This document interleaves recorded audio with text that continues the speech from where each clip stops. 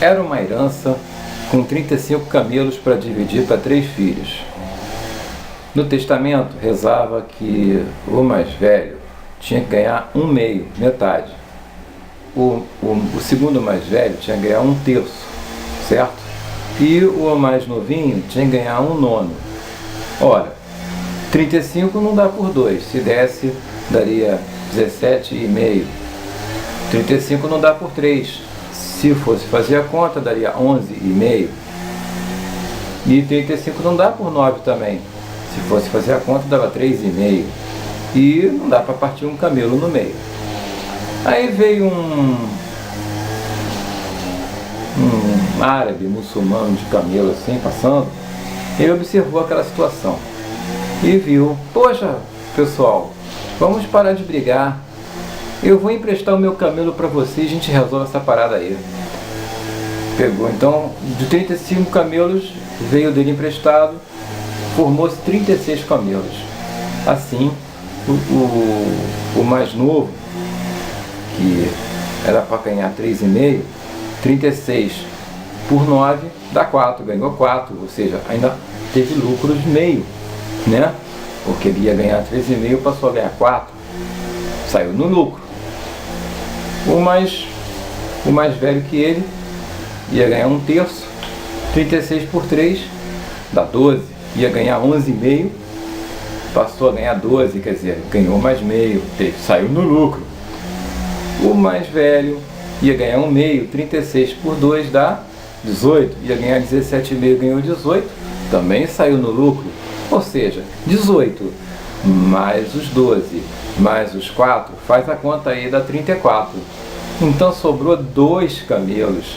Esses 2 camelos, um foi o que o sujeito emprestou e o outro saiu no lucro, ou seja, ainda saiu lucrando. Poxa, eu sei que a conta está um pouquinho distorcida, porque para a gente fazer uma herança, tem que ser herança em cima de um inteiro, e não uma fração dessa, né? Porque não há um inteiro nessa soma dessa fração. Então, tá tudo errado mesmo. Por isso que a conta deu essa distorção. Veja, foi necessário um árabe muçulmano ver aquela situação e entrar na parada servindo de interface. Ele que serviu de interface para apagar com a briga, para acabar com a discussão, né? Ele abafou a briga, ele abafou a situação, porque ele serviu de interface. Ele fez a ligação que transformou tudo numa bela história e não numa história de contenda. Meu nome é Paulo Viana, eu sou analista de sistemas, trabalho com informática há mais de 30 anos e venho fazendo vídeos de informática. Estamos no 5º capítulo de análise de sistemas, o qual eu da vez passada falei muito de linguagens orientadas a objeto e banco de dados. E hoje nós vamos avançar nisso para poder falar no final de análise orientada a objetos. Tá bom? Até já.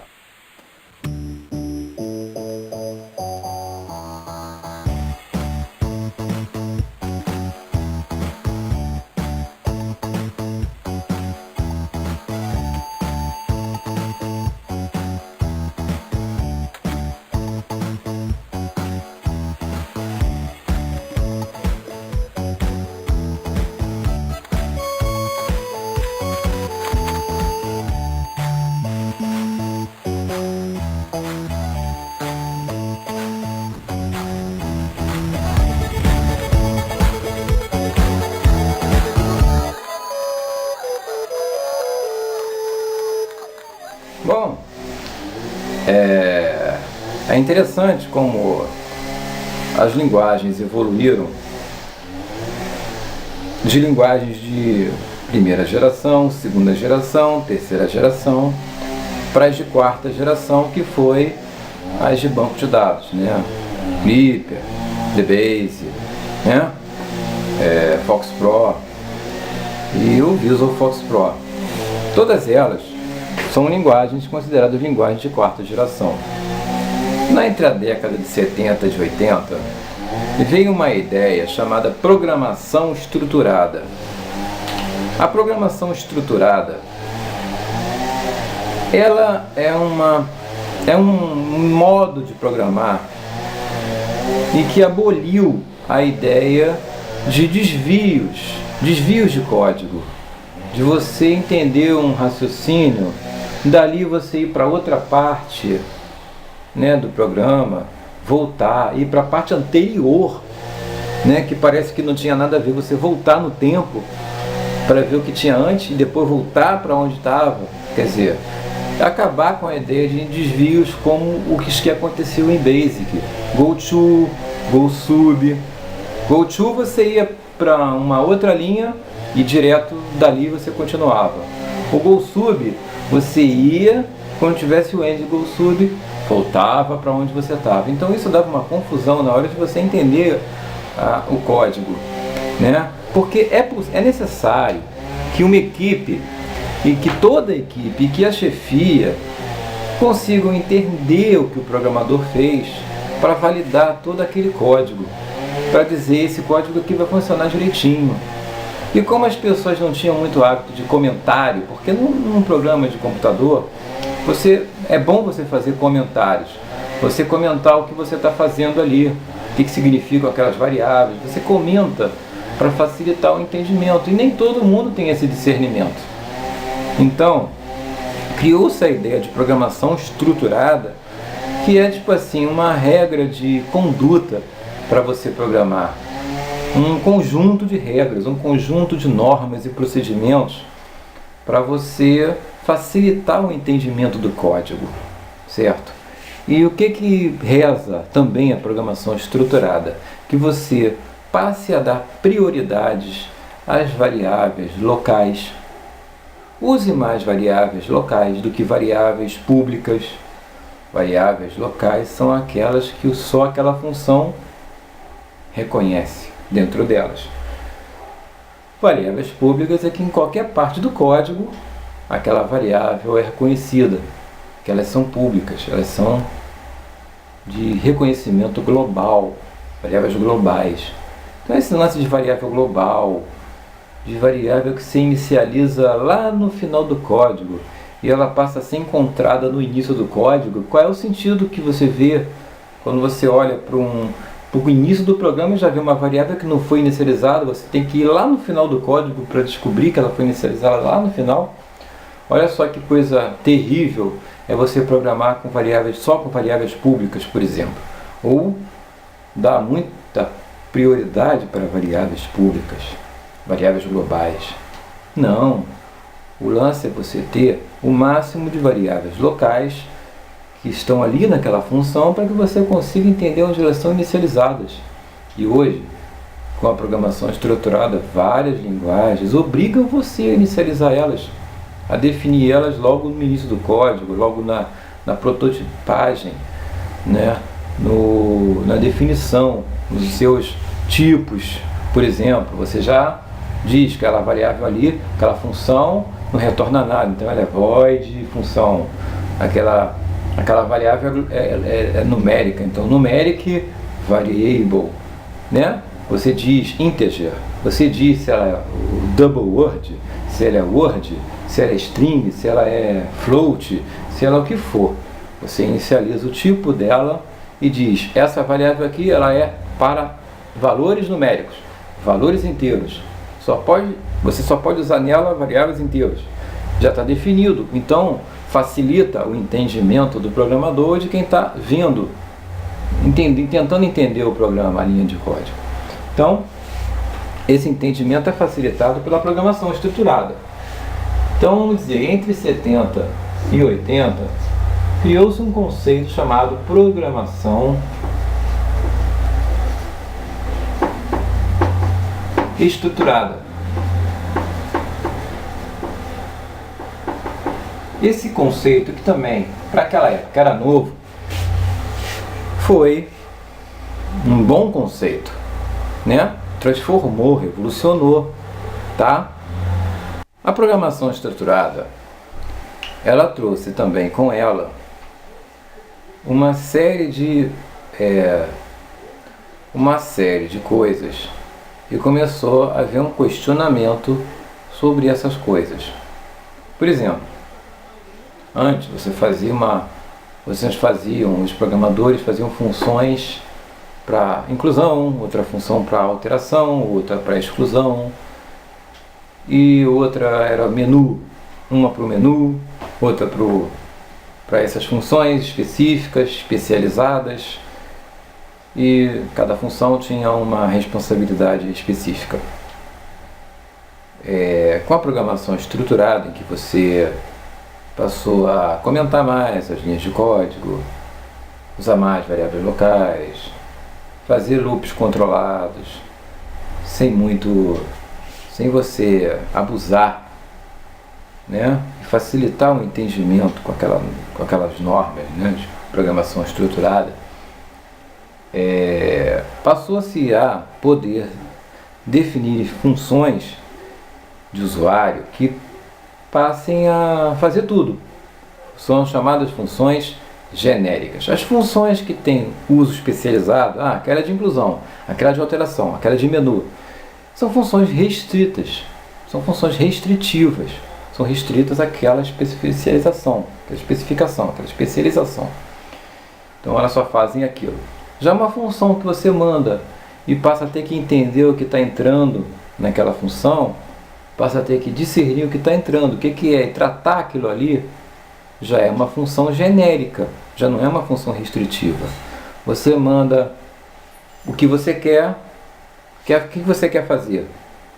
A função recebe aquele comando e vai tratar aqueles objetos ali, aquelas variáveis que está entrando, vai descobrir se elas são numéricas, se elas são string, se elas são para inclusão, se elas são para alteração, e ali mesmo ela encaminham, né, com a variável local, com definições da programação estruturada. Então você faz funções genéricas e que podem ser até recursivas. Elas chamam elas mesmas e geram como resultado, tipo assim, o menu dentro do banco de dados apresentar-se na tela. Porque você vai ler o banco de dados, vai ler as posições e as opções de menu e vai posicioná-las na tela de acordo com uma função genérica que vai tratar isso como um objeto. Vai reconhecer que aquilo ali é um menu e vai organizar elas na tela. Por exemplo, uma função que só lê teclado e mouse de um terminal, entendeu? Já sabe que aquilo ali é vídeo, já faz o que o usuário está recebendo daquele usuário? É uma tela, então tem que mandar essa tela para ele. Tem que mandar aquela tela. Ele está mandando imprimir, vou imprimir e vou responder para ele que está impresso. Quer dizer, são funções genéricas que controlam operações, transações, e com esses recursos todos eles, né, promovem um sistema que é inteligente, porque está tudo estruturado, tudo de forma genérica, né, tratando tudo como se fossem objetos. Isso é que deu uma ideia. Epa, se eu trato tudo como uma coisa genérica e posso fazer uma função genérica, então por que não reconhecer tudo como objetos? Daí veio a ideia, tudo podem ser objetos, e os objetos podem ter características e métodos. Eu posso encapsular isso no código, né? Nós vamos detalhar isso de forma a você entender, tá? O que é um objeto. Mas antes, eu preciso que você entenda o que é a história disso, né? Então eu estou lidando com toda a história. Primeiro eu comecei com a programação estruturada, mas eu tenho que falar também da interface, da evolução da interface, porque com as interfaces gráficas, uma nova orientação veio junto, que é a orientação a eventos. Então temos orientações a objeto e orientação a evento, que nós vamos ter que botar isso também na receita do bolo, tá certo? Bem, interface.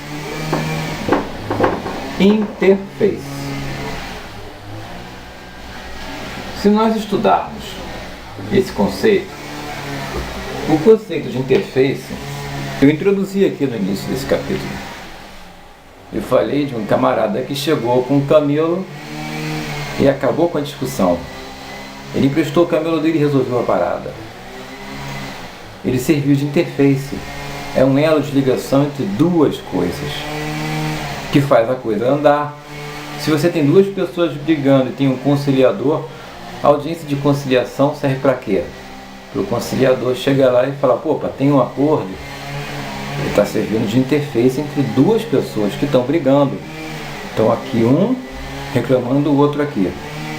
Tem um conciliador que vai servir de interface entre os dois.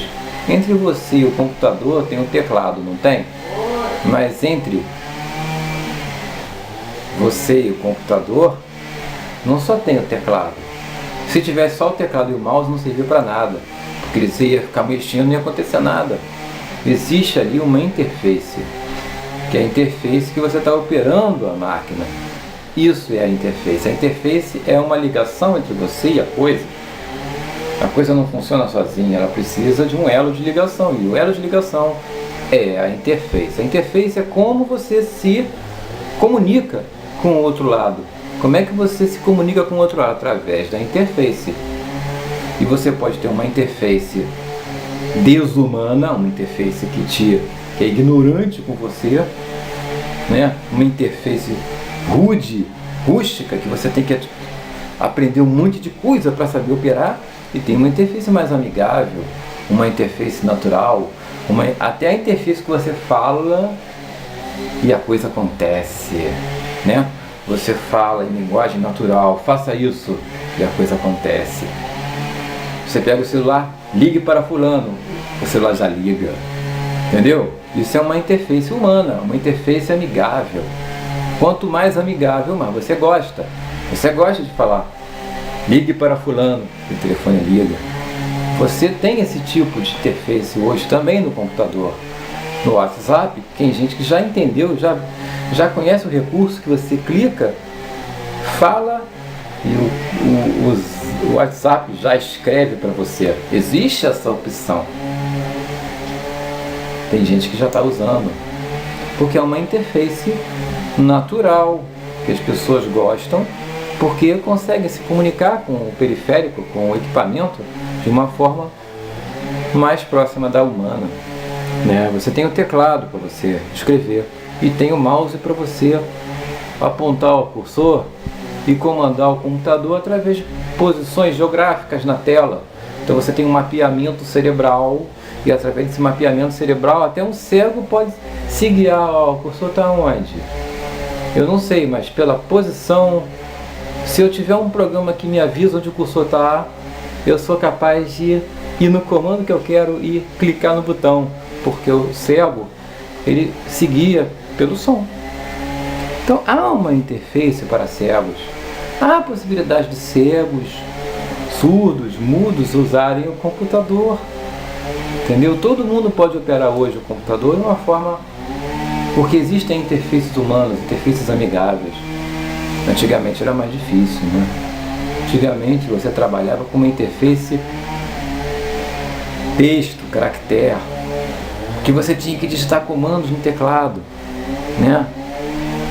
Exigia mais conhecimento da pessoa que operava, que você tinha que saber fazer curso para aprender comandos, né? Você digitava lá dir e mostrava as pastas, os diretórios, os arquivos, o tamanho dos arquivos, o que são, você lá, eu queria executar alguma coisa, você executava, não sei o que, enter, e acionava o comando, né? Você tinha um CLS para limpar a tela, você tinha o dir para ver o conteúdo do disquete, né? Você tinha o conteúdo do HD, você tinha o formato para formatar um disquete, formato D dois pontos, formato A dois pontos, formato B dois pontos, e assim você operava o computador, certo? As coisas que iam para a impressora, né? Entre o computador e a impressora tem que haver também uma interface. O que você manda para a tela, até chegar na tela também tem uma interface, certo? Mas só que a placa-mãe dos computadores hoje, ela já tem interfaces embutidas na placa-mãe. A interface de vídeo já está embutida na placa-mãe, mas se queimar, você pode colocar uma placa de vídeo, uma interface de vídeo e botar lá, e o computador vai falar com o vídeo. Você quer uma impressora? A interface de impressão já está lá. Você só instalar o driver, e pode ter a impressora. O driver ali é uma interface, é uma ligação entre o computador e a impressora. Então quando você manda imprimir, o sistema operacional é a sua interface. É a interface que você está usando. Os componentes do sistema operacional, né? Porque hoje em dia os componentes do sistema operacional aceitam teclado, mouse, placas digitalizadoras, webcam, tem todo tipo de periférico de entrada e saída de dados hoje. Impressoras tais. E para cada um você tem que ter uma interface, um driver, um elo de ligação que vai ligar, que vai poder permitir que aquele periférico seja programado, né? Porque a interface de vídeo também tem uma programação, tem um processador ali do vídeo que quando o sistema operacional manda para ele, apaga a tela, e tem um comando específico para apagar a tela dele. Cada interface de vídeo tem seu comando diferente, porque são fabricantes diferentes, então tem um driver próprio para aquele fabricante. Assim como a impressora, tem o driver próprio para aquela impressora. Então, a gente já que usa a máquina, já está acostumado a ter esses termos, né? E eu estou falando de uma análise de sistemas, estou falando disso para poder falar de que a interface evoluiu, né? Saiu do modo caractere, daqueles comandos que você tem que decorar, e foi para uma interface gráfica, né? Onde tudo é padronizado, onde tudo se tornou padrão, né? Vou explicar isso.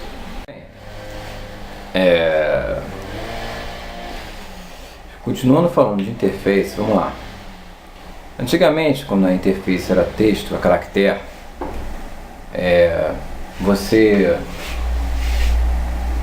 tinha um sistema operacional que você tinha aquele prompt de comando, C:/, maior, né? E tinha o cursor aqui para você digitar o comando.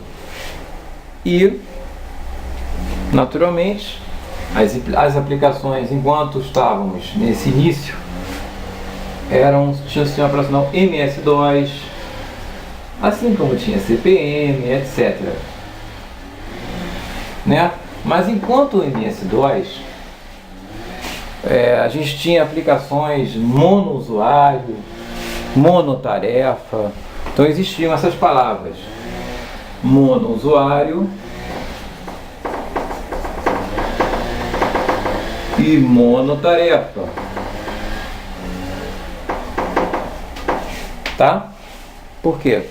Os computadores, os PCs primeiros, eram stand-alone. Eu já expliquei isso no curso de IPD. Stand-alone. Ou seja, mantendo-se sozinho. Está sozinho lá, isolado, uma ilha isolada. Não tem mais um usuário, não tem mais uma tarefa. Rodava aquilo, quando fechava, aí você desligava o computador. Parqueava o HD, como eu já expliquei, e desligava o computador.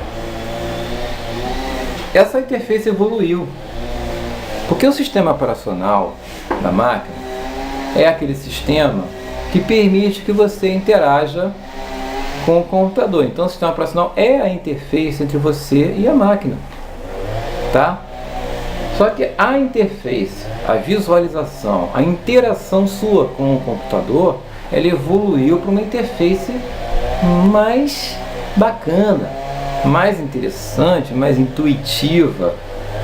Antigamente, quando você tinha uma aplicação, por padrão, o F1 era o help, sabe? Mas as pessoas tinham que os programadores tinham que embutir lá que o F1 era o help, né? Todo mundo, a gente podia ter um outro cara lá, um maluco, um doidão, que fizesse uma outra tecla para ser um help, entendeu? Aí ficava para fora do padrão.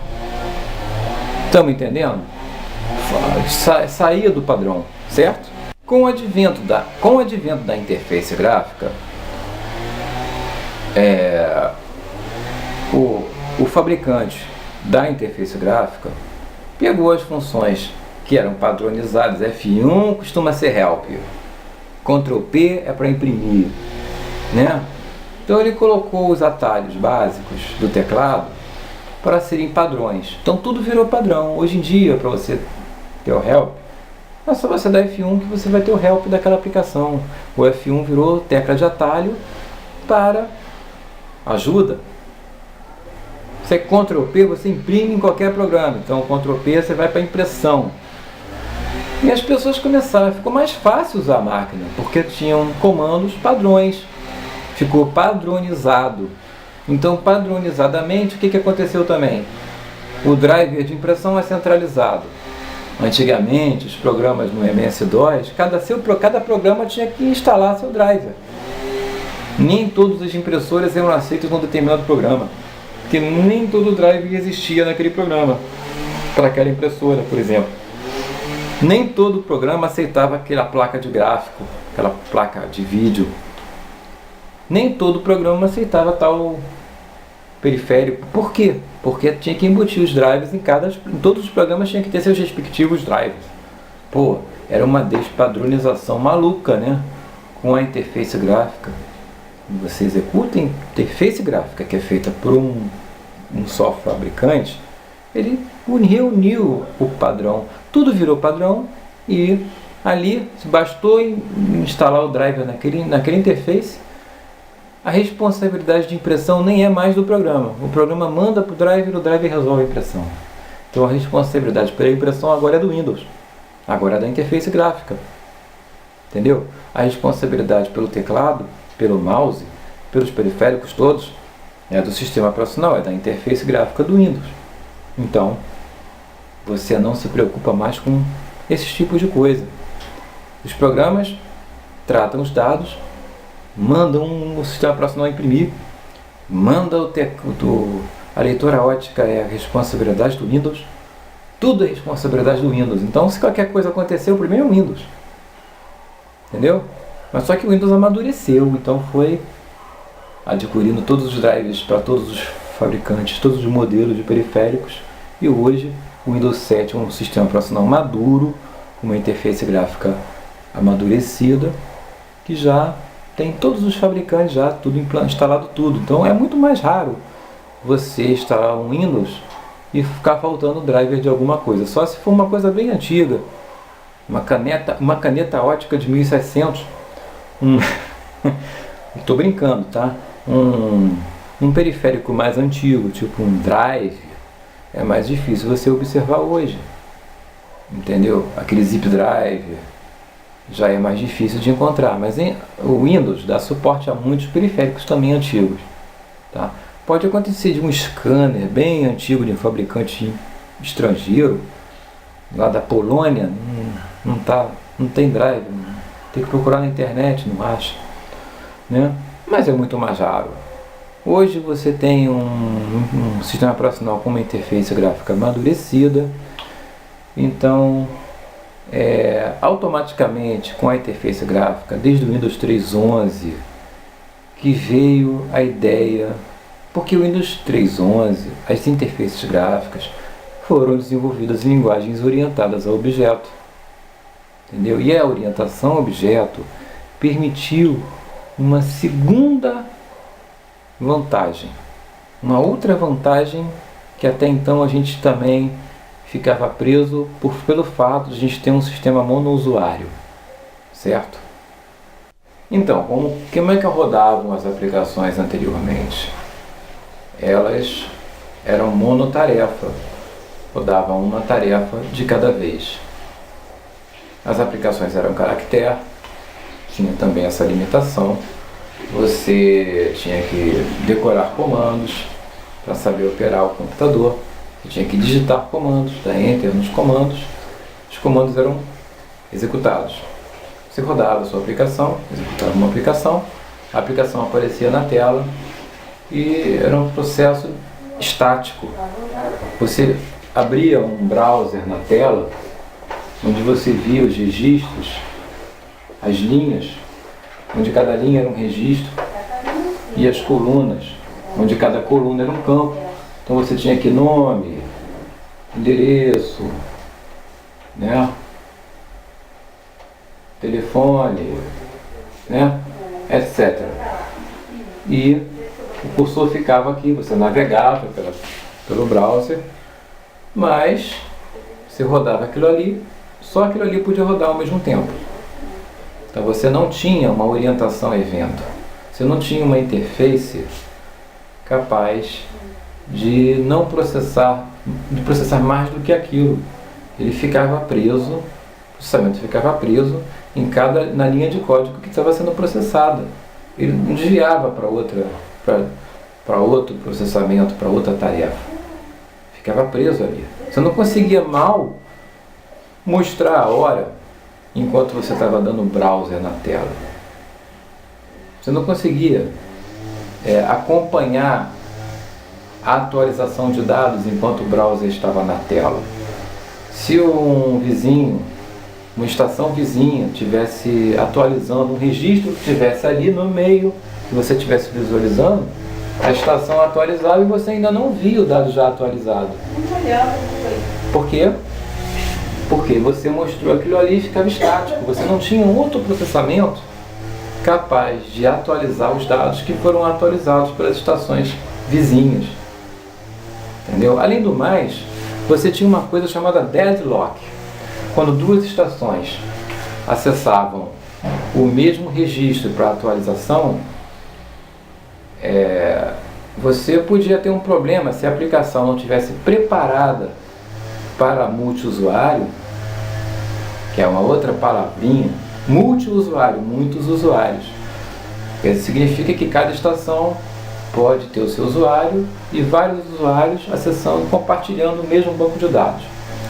Então, sei lá, duas estações, a aplicação tem que bloquear o registro no caso do Xbase. Mas no caso do SQL, o bloqueio é automático, gerenciado pelo servidor de banco de dados. Então, não é responsabilidade da aplicação.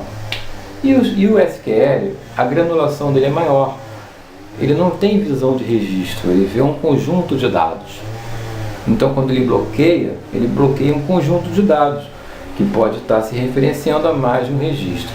Então, pode até acontecer de duas estações diferentes quererem dois registros diferentes, mas como o bloqueio do SQL é um conjunto de dados que pode ter mais de um registro que talvez não tivesse nada a ver com aquele que a primeira estação está bloqueando, você está bloqueando uma segunda estação por conta de outro registro que não tem nada a ver, mas está bloqueado porque o conjunto de dados é bloqueado, que pode estar relacionado a mais de um registro.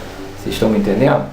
Então essa complexidade do SQL, o deadlock, que é uma palavrinha até difícil, é quando duas estações ou mais tiverem interesse em atualizar o mesmo registro e por conta disso há um travamento, porque a primeira estação travou um conjunto de dados que tem a ver com uma outra estação que também está interessado. A primeira estação pode ter tido a aplicação abortada, o usuário foi ao banheiro, não voltou para dar um enter, então os outros ficaram travados, as aplicações podem travar e pode acontecer um travamento sério nesse bloqueio de registro, que na verdade é um conjunto de dados que está sendo bloqueado. Esse deadlock é um problema que é diminuído quando você na aplicação tem a responsabilidade de bloqueio e você faz uma aplicação que sabe gerenciar isso, que você faz um código, gera um código inteligente capaz de evitar esse tipo de problema. Primeiro porque quando você bloqueia um registro, não bloqueia um conjunto de dados. E segundo, que você bloqueia o registro e você faz o tratamento para que esse bloqueio não gere um travamento pelos conflitos que puderem ocorrer. Então é fácil você, numa aplicação, controlar o deadlock, impedir o deadlock, evitar o deadlock. Entendeu? Que é quando mais de uma estação trava por conta de um bloqueio de registro. Certo? Ou que não foi feito, ou que foi feito de uma maneira que gerou um travamento, que é o deadlock. Bem, quando a interface gráfica surgiu, que a interface gráfica foi desenvolvida numa linguagem orientada a objetos. E a orientação a objetos pressupõe que o processamento não fica parado.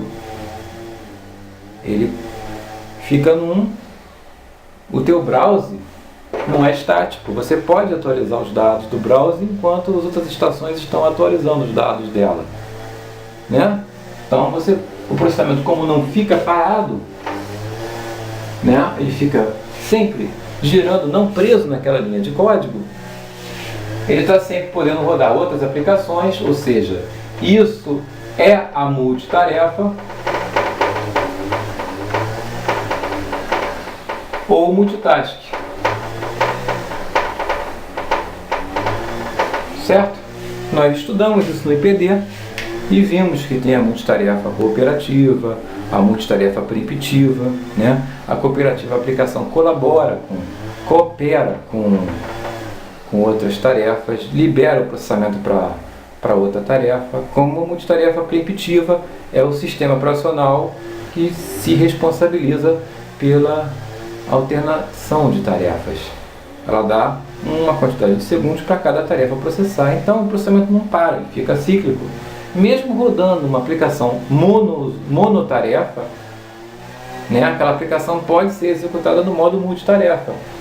Por quê? Porque no modo preemptivo, o sistema operacional ele simplesmente gerencia a multitarefa. A aplicação não tem que colaborar, entendeu? Ele dá aquela quantidade de segundos para aquela tarefa processar não sei quantas linhas, processa e vai para outra. Então, mesmo você tendo aplicações em modo de compatibilidade, você pode rodar aplicações antigas no Windows, que elas vão rodar como se fossem multitarefa, entendeu? Então você pode rodar aplicações não orientadas a objeto, e como você pode rodar aplicações orientadas a objeto. Só que uma característica das orientadas a objeto é essa, que o processamento não fica parado na mesma linha, permitindo que ela também seja orientada a eventos. Porque você pode, dentro de um browser, continuar mostrando a hora na tela, você pode simplesmente botar um espaço aqui para você botar a hora na tela. Entendeu? Você bota a hora na tela e fica mostrando, porque o processamento não está parado na linha de código, está sempre no processamento. Então, numa parte daquele código ali, você manda botar a hora na tela, entendeu? E não fica parado. Então, uma das vantagens da orientação a objeto é a orientação a eventos, ou seja, o fato do multitarefa ser nativa no seu código, porque você não fica preso naquela linha, fica sempre em andamento. Geralmente, quando você já compila e linka uma aplicação para interface gráfica, ela vai ser naturalmente orientada a evento. Mesmo que a linguagem não seja orientada a objeto, acaba que o teu código vai se transformar num executável multitarefa, entendeu? E que, para efeito do sistema operacional, aquilo ali para ele já é um objeto. Rodando ali é um objeto, entendeu? Porque a orientação ao objeto é já do sistema operacional, entendeu? Já é reflexo do sistema operacional já ter sido feito orientado ao objeto. Então, tudo que vai rodar ali vai ser orientado ao objeto de algum jeito. Mesmo que o objeto seja especificamente monotarefa, mas aquilo ali para ele é um objeto rodando.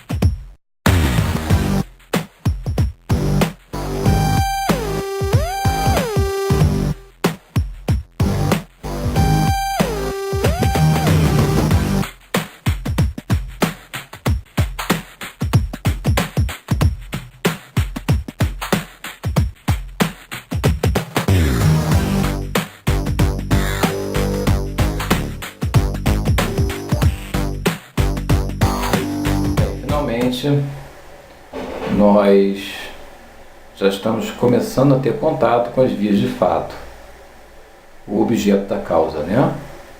A orientação objeto, tratando quais são, o que é, né? Objetos.